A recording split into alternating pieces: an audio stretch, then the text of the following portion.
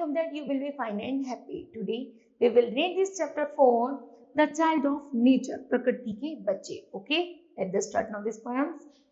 3 years she grew in the sun and shower. जैसे एक 3 साल की लड़की जब सूर्य की रोशनी में और बारिश में पली बढ़ती है, the nature said, अब प्रकृति कहती है, a lovely flower, ये कितना सुंदर फूल है.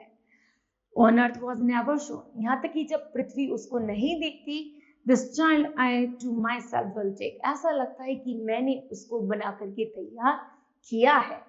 She shall be mine, यह केवल मेरी है. And I will make a lady of my own, और मैं उसे अपने हिसाब से एक नई फॉर्म में तैयार करूंगी. Okay? She shall be sportive as the fawn, यहाँ तक कि यह सभी को सहयोगी और सबको खुशी देने वाली होगी.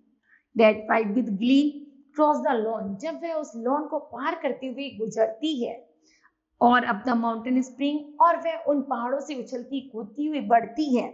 And her shall be the breathing bath, तो ऐसा लगता है जैसे उसके लंबे लंबे जो सांसें हैं वो उसे एक नई प्रेरणा की तरफ अग्रसर कर रही है.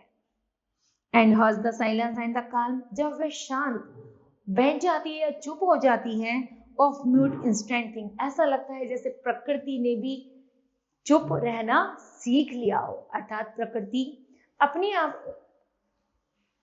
प्रकृति तुलना कर रही है एक छोटी सी 3 साल की बच्ची से. जैसे 3 साल की बच्ची हंसती है, खेलती है, उछल कूद करती है, उसी तरह प्रकृति भी करती है. Okay, now kids, this rhymes will be completed. I hope that you understood well. Thank you. Have a nice day.